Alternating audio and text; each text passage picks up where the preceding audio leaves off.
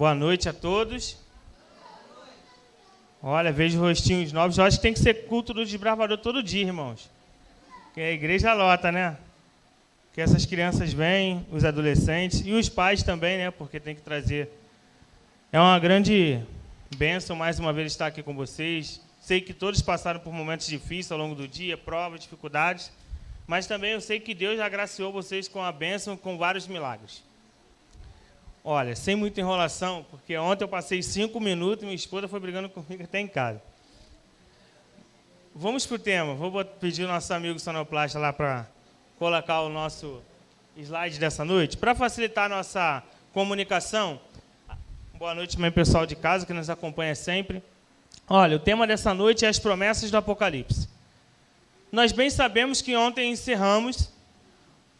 Obrigado, irmão. Nós ontem encerramos numa parte demarcada da Bíblia, onde a igreja se decaía, em determinado momento da história a igreja começou a crescer. Mas aprendemos pela sétima igreja que em determinado momento a igreja estagnou. E é o que nós vamos falar hoje, desse momento, porque o que nós estamos falando aqui é uma cronologia bíblica. Para aqueles que não conhecem o que é a cronologia bíblica, é fatos seguidos com eventos também seguidos. Então, nós não vamos seguir, literalmente, o capítulo 1, 2, 3, 4, 5 de Apocalipse, porque no relato da cronologia bíblica não foi escrito dessa maneira. O relato da cronologia bíblica nos remete a ontem, falávamos da última sétima igreja. Pode voltar um pouquinho aí, meu amigo. E hoje, as promessas do Apocalipse têm muito a ver do que nós falamos hoje. É porque o amigo ali está... Eu já entendi que é para acelerar, tá bom? Já entendi. Já entendi aí. Então, as promessas que nós vamos pegar hoje para nós vêm com alguns exemplos práticos. E eu vou usar 2 figuras de linguagem bem simples no livro do Apocalipse. Olha, quando a gente fala de besta, a gente já pensa em algo ruim, não é isso? Quando fala assim, olha, tem uma besta... Aí já vem na nossa cabeça algo ruim. Porque os filmes de Hollywood, as novelas, os desenhos, já pintam uma besta que é ruim. Mas será que essa besta que nós vamos falar hoje, as bestas, no contexto da promessa, será que ela vai trazer benefício para o seu povo? E aí, olha, a cara da irmã aqui falou que não. Não, irmã? Tem certeza? Então vamos ver no decorrer do estudo de hoje. Pode passar, amigo. Agora sim. Olha... O enfoque maior da missão hoje, da levada do nosso tema, é no livro do Apocalipse 13. Olha, primeiramente, muitos podem estar ouvindo esse tema de uma forma não tão simples, mas eu vou simplificar aqui para vocês, tá bom? Eu não vou entrar em muitos detalhes a fundo, porque isso é motivo para a gente estudar um outro dia. Mas eu vou passar de forma superficial para que todos entendam, até os nossos visitantes, e também consigam compreender, à luz da Bíblia, lógico. Então, antes de nós abrirmos esse versículo, é o capítulo 13 de Apocalipse, eu vou só levantar uma prece ao nosso Deus, para que Deus possa falar mais uma vez por intermédio da minha boca. Oremos. Querido Deus, grandioso e eterno Pai, nesse momento, mais uma vez, invoco o teu santo e grandioso nome. Que teu Espírito Santo possa se apoderar de mim neste momento. Não seja mais o teu servo fraco, pecador, debilitado falando, e sim o teu próprio Espírito direcionando a tua igreja. Tudo isso eu te peço, te agradeço, com perdão de meus pecados e de nossos pecados, no nome de Jesus. Amém.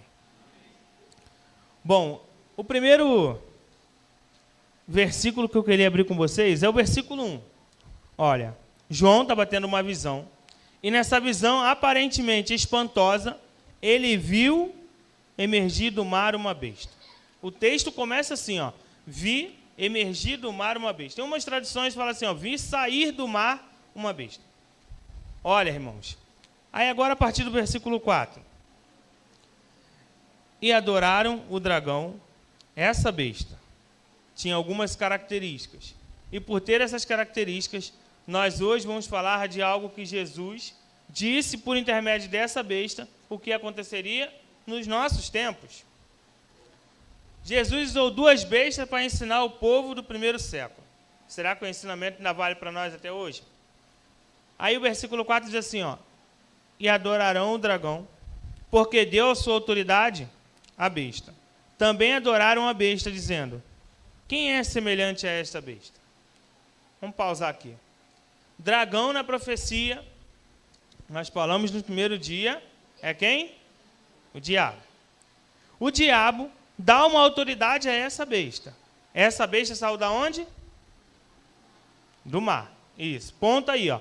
Então, ó, o dragão é Satanás. Ele deu uma autoridade. Então, Satanás tem poder ou não tem? Tem.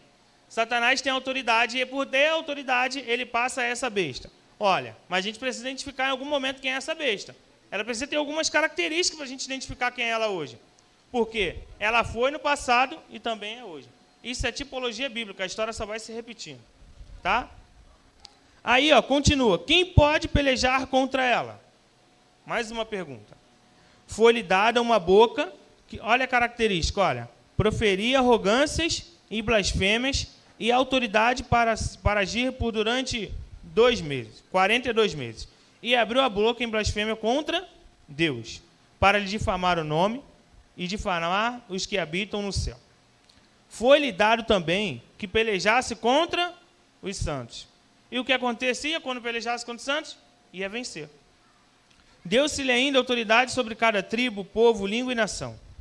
E aí, ó, chega ao ponto crucial da mensagem. E adorarão todos que habitam sobre a terra, aqueles cujos nomes não foram escritos no livro da vida e do Cordeiro, que foi morto desde a fundação do mundo. Vamos parar aqui.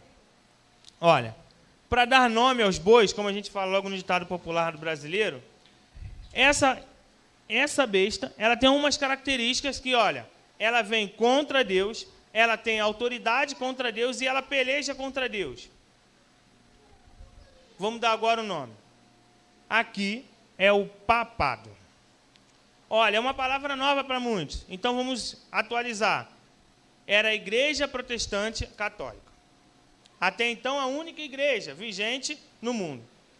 Mas, por fim dos tempos, nesse momento crucial da história deste mundo, Satanás tem autoridade e dá autoridade ao papai. O que eu disse ontem? Quando se une igreja e Estado, há um grande problema.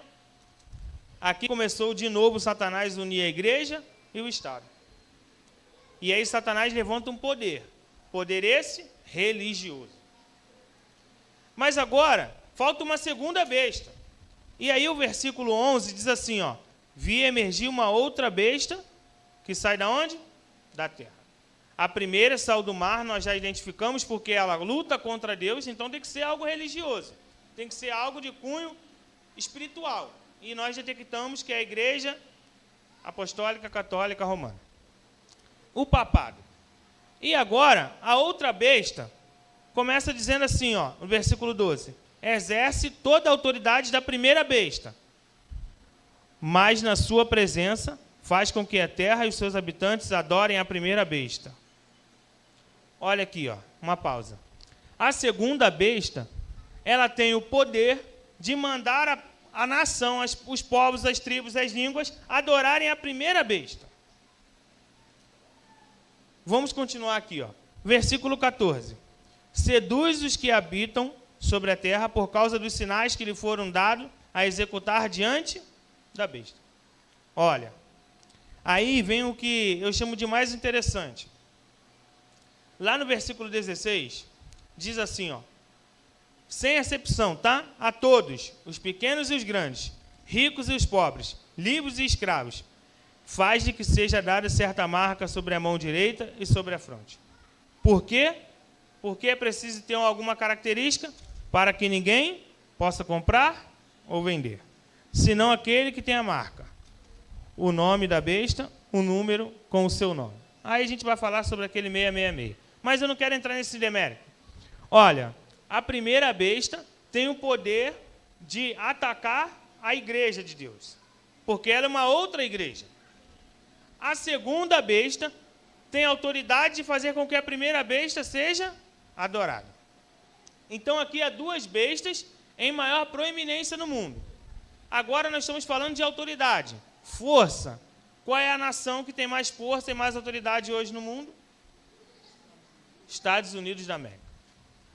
olha, mas os Estados Unidos da América não prega uma liberdade religiosa? Aquela nação não foi fundada pelos princípios básicos da religião, aonde era dito que a igreja jamais se uniria ao Estado. Os Estados Unidos foi formado, sabe por quem? Pelos fugitivos das idades escura, média, do protestantismo. Todos os países estavam em guerra, porque tinham aceitado a união entre igreja e Estado. Mas os Estados Unidos da América foi fundado exatamente por não aceitar. Olha que contradição. Como eu disse ontem, Deus buscava um povo em meio a uma geração corrupta. E no final dos tempos, essa geração corrupta vai estar envolvida num grande conflito. Mas olha, esse conflito não é aparentemente de duas bestas, que uma que vai literalmente sair da terra e outra do mar. Não é literalmente. É simbólico esse tratado que nós estamos falando. Besta é porque há uma alusão à fera, à luta, à batalha. Então, a batalha que nós vamos travar é contra dois poderes. Guiado pelo dragão, que é Satanás. E como eu disse ontem, numa pequena introdução, Satanás cria então a sua trindade. Aí é o poder maligno. Porque Satanás, como cabeça, é o dragão. Pelo braço direito, o papado. E pelo braço esquerdo, a igreja, os Estados Unidos. Então, aqui nesse momento acontece algo que já aconteceu na história. E nós já falamos o que foi as consequências de como aconteceu isso. Aqui nós chamamos, na teologia bíblica, de ecumenismo. É a união, duas forças pregando o mesmo viés. Olha, agora eu prometo dar um brinde amanhã, irmão Ronaldo. Hoje não, que eu esqueci. Quem acertar a pergunta que eu vou fazer agora vai ganhar o brinde. Vou falar qual é o brinde não, né, irmão Ronaldo?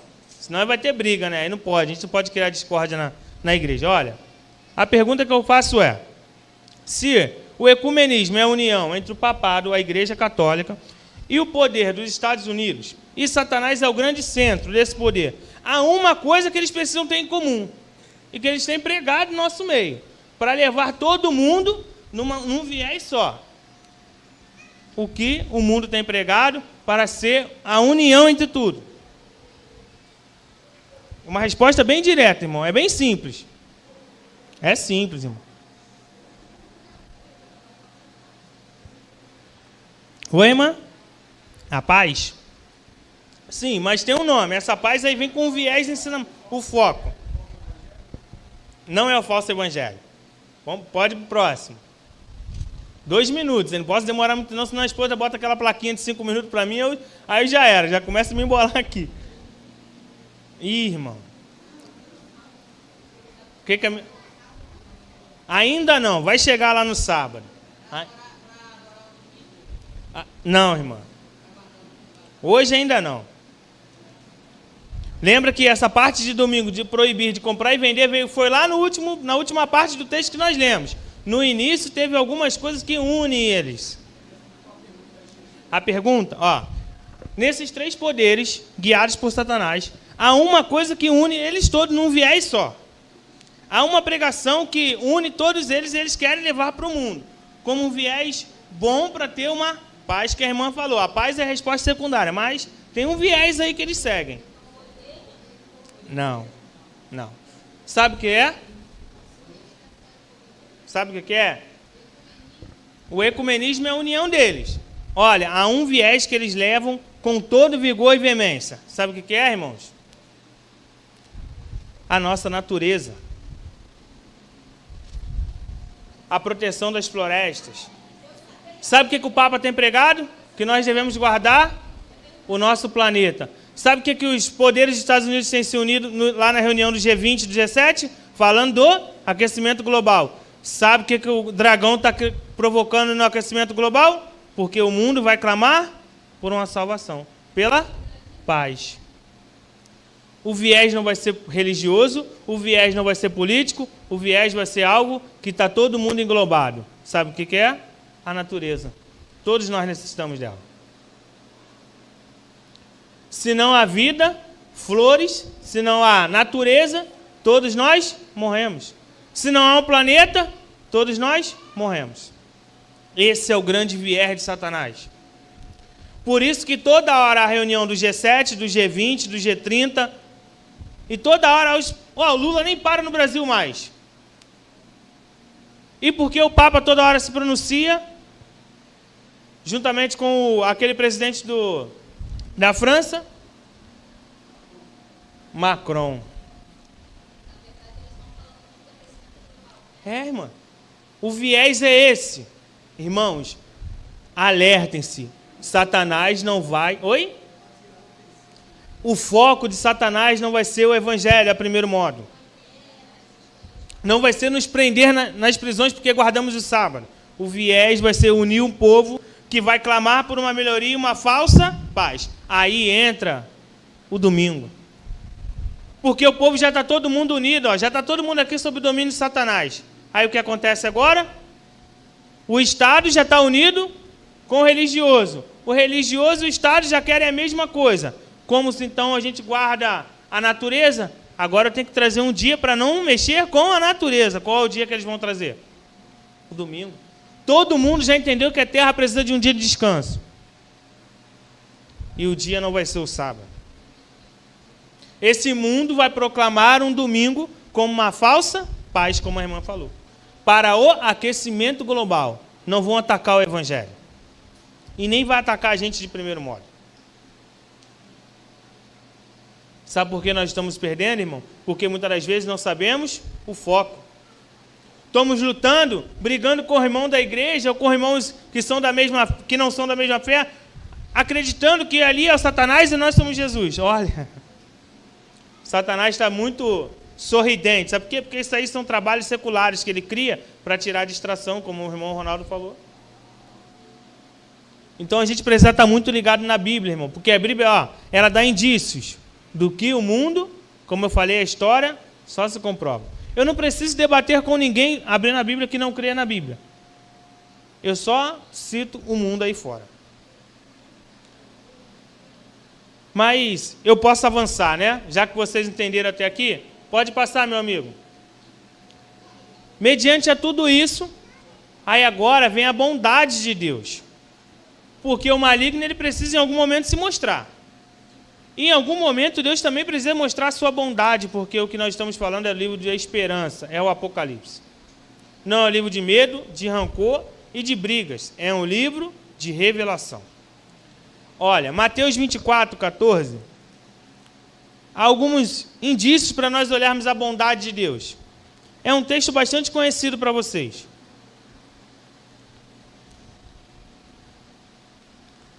Mateus 24, olha, eu sei que tem ali na tela, mas a minha tradução às vezes é uma, a sua é outra, pode ficar à vontade, tá, irmãos? Para ler ali no PowerPoint, lá em cima, ou na sua própria Bíblia. Mateus 24, 14. Na minha tradução diz o seguinte: e será pregado este evangelho do reino por todo o mundo, para testemunhas às nações, e então virá o fim. Sabe o que nós falamos, irmãos, a primeiro modo? Que o evangelho seria atacado, que o evangelho seria a pronúncia de tudo. Olha, não é verdade. Aqui diz que quando o evangelho for pregado em todo mundo, aí sim começa a perseguição. Aí sim começa o falso ensino do sábado para o domingo. Hoje em dia ainda não existe isso. Ou existe? Existe algumas igrejas pregando domingo, lógico. Mas eles nem guardam domingo. Sabe por quê? Porque eles fazem festas, vão para shoppings, eles nem guardam domingo. As crianças soltam pipa, jogam bola, isso é guardar domingo? Porque na Bíblia Católica é assim, guardar domingos e festas. Eu já fui católico, eu digo porque eu já fui. Nem guardar eles guardam, irmãos. E os evangélicos que seguem nesse viés nem sabem o que está na Bíblia Católica, porque eles ainda protestam contra os católicos. Aí o Papa, antes desse bonitinho argentino aí, dizia assim, há no mínimo igreja protestante o mundo todo. Aí os evangélicos, lá na corte, junto com o Papa, ficou assim, assustado. Aí o Papa disse, olha, vocês dizem que são protestantes. E lá tinha um representante de cada denominação. Aí ele fala, mas se vocês são protestantes, vocês ensinam a mesma coisa que eu ensino sobre os mandamentos? Como são de protestantes? Aí ele disse uma declaração bem forte. Os únicos protestantes desde 1500, quando a igreja foi levantada a seu protestantismo, é a igreja adventista do sétimo dia. Ela prega diferente do que vocês pregam. Ela ensina o diferente que vocês ensinam. Então vocês não são protestantes. Vocês dizem, mas não são. E nós não somos melhores do que ele por causa disso. O que eu estou dizendo é que quando essa mensagem alcançar ao mundo todo, e olha, quando eu digo o mundo todo, é o mundo todo, irmão. O que aconteceu em Atos 1:8 diz assim, ó, até os confins da terra foram que os apóstolos pregaram. Aí começou a vir o que sobre eles? O derramamento do Espírito Santo. Há consequências e há um relato histórico. Olha, Deus trabalha de forma ordenada, irmãos, numa cronologia de tempo que a gente precisa assimilar. Porque senão a gente acaba confundindo os eventos. E confundindo o evento, a gente confunde a missão. Então, acho que a gente está muito perdido nos eventos da igreja. De Deus programou para essa igreja. Olha, essa semana eu vou trazer os eventos de forma cronológica para vocês. Os livros profeticamente falando, de Apocalipse e Daniel, não se estuda capítulo após capítulo. Porque o capítulo 1 fala da mesma coisa do capítulo 12. Se eu estudar e o 2 e o 3 falam do capítulo 13 e 14. O que nós estamos fazendo aqui? A mesma coisa que fazemos ontem. Pegamos o 2 e o 3, hoje estamos pegando qual? O 13. Falando do mesmo assunto. Só agora estamos expandindo para um novo evento. A Bíblia precisa ser estudada como a gente aprende nos estudos bíblicos. Isaías 28:10. Um pouquinho aqui, um pouquinho ali. Regra sobre regra, mandamento sobre mandamento, preceito sobre preceito. Sabe o que a gente tem feito? Olha, irmãos, isso é um grande problema. Ano bíblico. Eu não faço mais ano bíblico. Sabe por que ano bíblico? Ano bíblico não é estudo. Ano bíblico é leitura. Olha, não me perdoe quem faz ano bíblico. Não estou mandando parar de fazer ano bíblico não, tá? Se você que tem a comunhão com Deus por através do ano bíblico, continue. Mas eu não faço porque não é estudo. Estudo que a gente ensina é um pouquinho aqui, um pouquinho ali. O ano bíblico faz isso? Não. A lição faz isso. Irmãos, a gente está falando ano bíblico. Para que ano bíblico? Olha, me perdoe. Você lembra o que você leu lá em Gênesis? Não. Mas se eu te falar dos estudos que você faz ao longo do ano, você vai lembrar. Porque estudo é repetitivo. É um pouco aqui, um pouco ali. E é por isso que eu parei de fazer ano bíblico. Mas aí me criticaram. Olha, que isso, irmão? É uma doutrina... Não, eu falei, não é doutrina, não. Não está nas 28 crenças? Tem que ler o ano bíblico? Não está lá, não. Ó, são 28 crenças e 6 doutrinas. Não são 28 doutrinas na igreja. 6 doutrinas e 28 crenças fundamentais. E nenhuma delas manda eu fazer ano bíblico. Então, quem acha que tem que fazer, amém, pode fazer, que seja a sua comunhão. Mas, olha, não tem proveito nenhum para memorizar os temas que a gente estuda. E por que a gente está saindo do foco? Porque estamos estudando de forma errada. Não estamos estudando o método que a igreja iniciou. Um pouco aqui, um pouco ali. Estamos estudando leitura igual todo mundo faz aí fora, os evangélicos. Ó, começa em Gênesis e termina lá em dezembro em Apocalipse. Quantas vezes leu a Bíblia? Falei que ela ia vir com o telefone? Eu nem olhei para ela. Quantas vezes leu a Bíblia? 50 vezes. Aprendeu o que da Bíblia? Nada. Aprendeu lá da geração que Noé tinha... Aí aprendeu a genealogia. Os nomes aprendeu. E nem aprende, né, irmã? Ó, eu li uma vez o ano bíblico, eu aprendi. Sabe o que está escrito naqueles 9 nomes até Noé? Sabe o que está escrito ali? A primeira profecia bíblica. Aí eu pergunto a uma pessoa que já fez ano bíblico 50 vezes. Ela não sabe. Quando eu mostrei isso na igreja, o irmão falou assim, você tirou isso da onde? Eu falei, da Bíblia. É porque eu estudo, eu não leio. É diferente. Então, para que a gente entenda alguns temas da Bíblia, a gente precisa estudar, irmão, não ler. Porque se ler, a gente pode ler qualquer livro, você não entende. Agora, estudar é diferente. Você para, ora, determina um tempo aqui, e Deus vai iluminando. Ó, o próximo versículo, 1 Coríntios 10:11. Deixa eu correr, que senão sobe de novo aqui o... E ó, o VAR aqui não dá acréscimo não, irmão. Aqui é justo. Aí eu peguei aqui, ó, 1 Coríntios 10:11. Deus diz assim, ó. Aí Paulo, era igual a mim assim, né? Eu comparo que eu imito Paulo também. Estas coisas lhe sobrevieram como exemplos, Paulo diz. Por que, por exemplo? Foram escritas para a advertência nossa, de nós outros, sobre quem os fins dos séculos tem chegado. Tudo que está na Bíblia em formato de estudo, de mensagem simbólica, profética, literal, irmão, está tudo para nosso ensino. Para avisar que o tempo está próximo. E a gente está fazendo ano bíblico. Misericórdia. E a gente dá pronuncia ano bíblico. Tem que fazer ano bíblico. Ó, tem que estudar a Bíblia, irmão. Ano bíblico é consequência. Se eu estiver no metrô, aí é ano bíblico, no metrô. Que não tem como ficar estudando. Abrir aqui, sentar, comunicar com o Espírito Santo. Mas dentro de casa, ano bíblico é meio complicado, irmão. Mas estou falando por experiência própria. Próximo slide, meu amigo. Estamos chegando ao final. Olha, se encerrando as oportunidades. Em algum momento, Deus encerra as oportunidades. Em algum momento, o ditado aí que nós falamos, a porta da graça se fecha. Em algum momento. E qual vai ser esse momento, irmãos?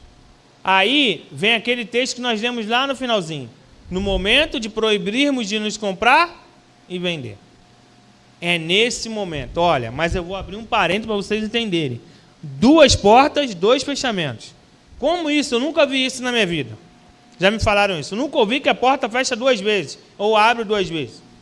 A porta da graça se fecha em 2 momentos. Primeiro, a porta da graça fecha para aqueles que conhecem a mensagem dos 3 anjos de Apocalipse 14. Quem é esse? Nós. E aqueles que algum dia já entraram nessa casa, se batizaram, estudaram e estão lá fora. Esses, a porta da graça se fecha no momento de comprar e vender. Quando é proibido. Qual é a lei que o mundo vai decretar? O decreto dominical. No decreto dominical, a porta da graça se fecha para os adventistas do 7º dia. Mas olha, e os lá de fora? Por que não fecha agora a porta da graça? Pode responder aí se você tem uma resposta. Por quê, irmão? Olha, o pregador tem que ser indagado também, tá? Você tem que ser bereano.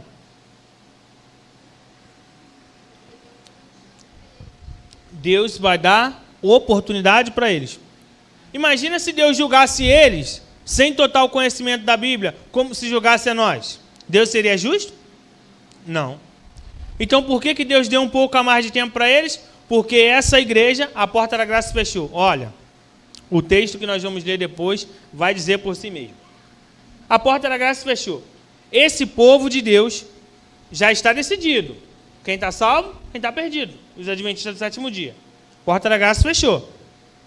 Os que estão salvos, aqueles que conseguem, por intermédio do Espírito Santo, proclamar a mensagem, eles dão o alto clamor.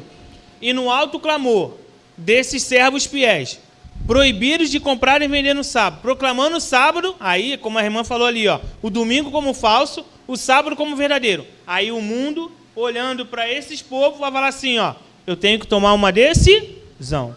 É agora que eles têm a misericórdia de Deus recaindo sobre eles. E todos nós temos algum familiar que não é da igreja adventista.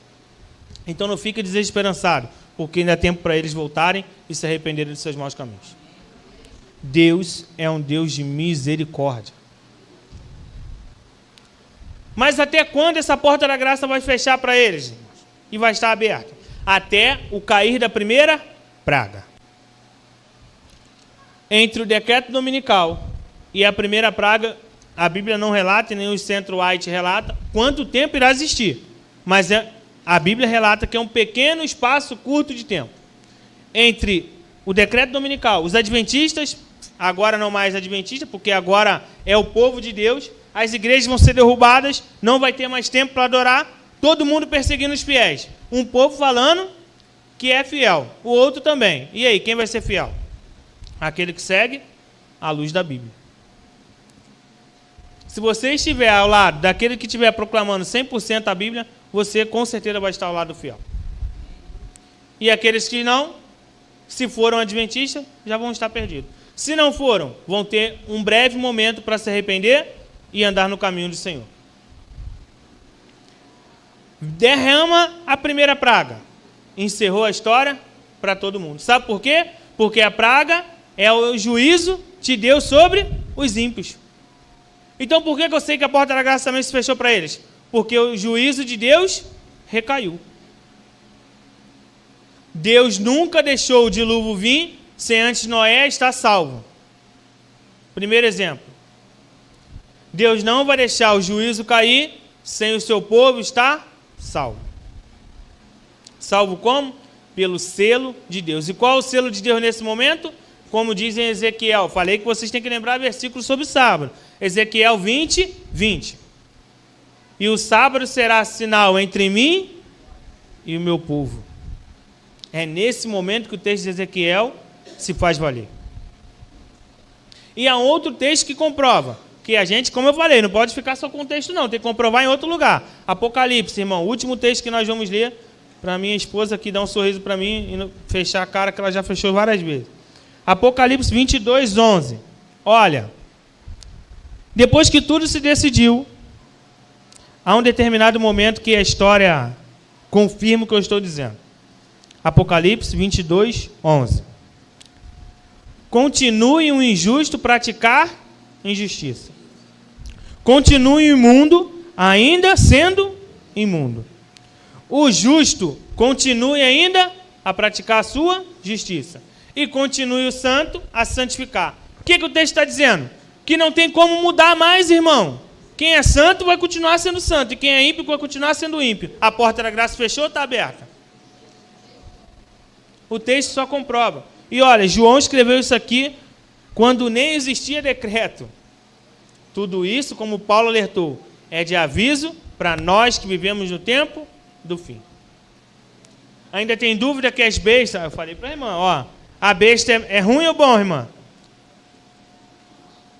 Mas você pode mudar, ainda dá tempo, hein? A besta é coisa boa para a gente, irmão. Porque a besta vai trazer algo que a gente anseia. Estar selado pelo poder de Deus. Se as bestas não surgir, irmã, não tem como a gente ser o selo de Deus. Porque quando Satanás ataca o povo de Deus. Então, olha, mesmo no mundo que totalmente repleto por maldade, Deus ainda consegue tirar pequenas pedras preciosas.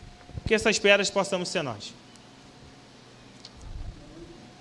Nesse momento teremos um louvor especial. Você possa meditar na letra dessa canção.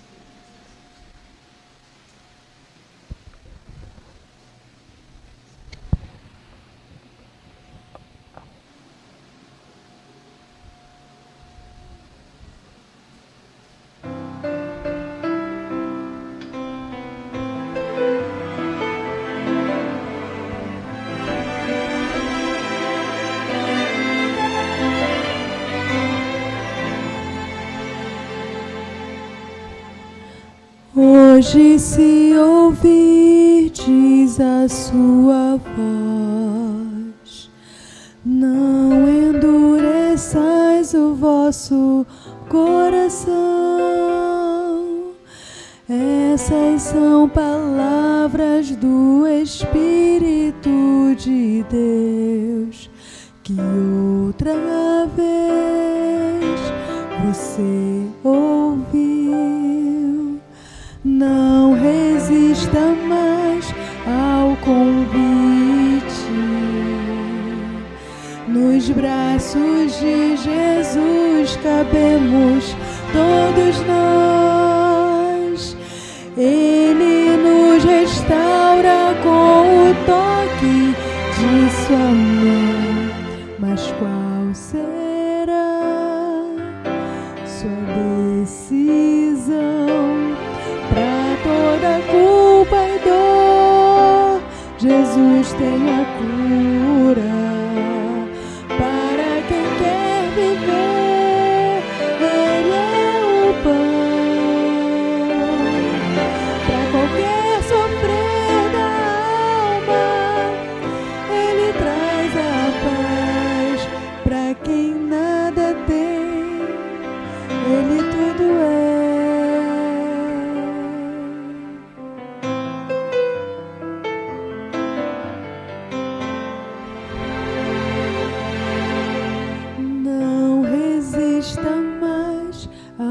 Convite. Nos braços de Jesus cabemos todos nós. Ele nos restaura com o toque de sua mão. Mas qual será sua decisão. Para toda culpa e dor, Jesus tem a cura. Para quem quer viver, Ele é o pão. Para qualquer sofrer da alma, Ele traz a paz. Ele tudo é. Para toda culpa e dor, Jesus tem a cura.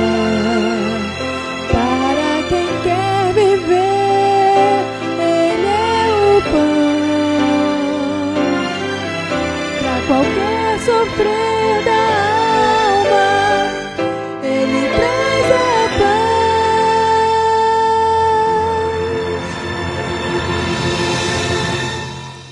Para quem nada tem, Jesus Cristo é tudo.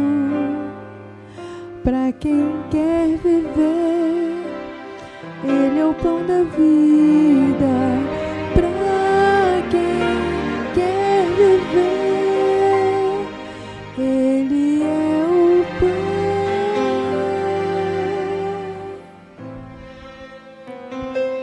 Amém.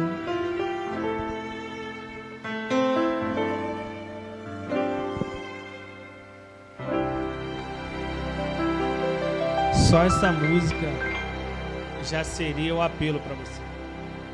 Eu não costumo fazer apelo em semana de evangelismo, porque o apelo quem faz é o Espírito Santo.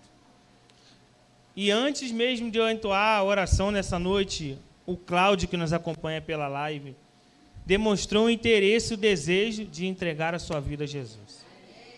A semana é semana de esperança, irmãos. É semana de bênção. E o livro do Apocalipse vai revelar para nós. A Geni, que nos acompanha hoje também, muito obrigado pela sua presença. E tantos outros que não puderam estar aqui hoje, irmãos. Mas eu creio que o Espírito Santo de Deus vai tocar nos seus corações. A nossa amiga Flaviane, seja mais uma vez muito bem-vinda a essa igreja, que eu sei que essa igreja ora por você. Porque, ao passo que nós nos conhecemos um pouco mais como irmãos, criamos laços. E por criarmos laços, intercedemos em oração. Porque conhecemos a história de todos, irmãos. Mas, olha, Deus sonda o coração de cada um de nós. As nossas visitas precisam ser bem recebidas todas as vezes. E aqueles que estão em casa, melhor ainda, quando vierem aqui. Que em breve, vocês possam estar também tomando a decisão de se entregar a Jesus. A estar no lado correto e o lado vitorioso dessa grande história. Eu queria convidar aqueles que se colocam à disposição de Deus para se colocar de pé nesse momento. Que nós vamos orar a Deus. Não só pela vida da Flaviane, pela vida da irmã Geni, pela vida do Cláudio, mas por todos aqueles que nós vamos ter contato ainda durante essa semana. E eu creio que mais milagres ainda vão acontecer. Oremos. Querido Deus, grandioso e exaltado seja o teu nome mais uma vez aqui nessa igreja e esta noite, ó Pai. A tua palavra foi aberta, ó Pai. Muito obrigado porque o teu Espírito Santo falou poderosamente aos nossos corações. Não somente nessa igreja, Pai, porque o teu amor transcende as portas dessa igreja e alcançou aqueles que estão de casa nos acompanhando. E o desejo nosso e deles é de servir cada vez mais, ó Pai. Mas sozinhos nós não somos capazes. Nos dê força, ó Pai. Nos dê coragem para enfrentarmos as batalhas. Nos dê ânimo, aumente a nossa fé em Ti, Pai. E principalmente, perdoe os nossos pecados.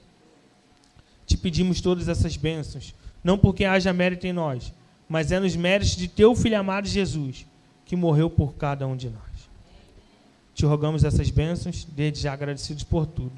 Em nome de Jesus. Amém.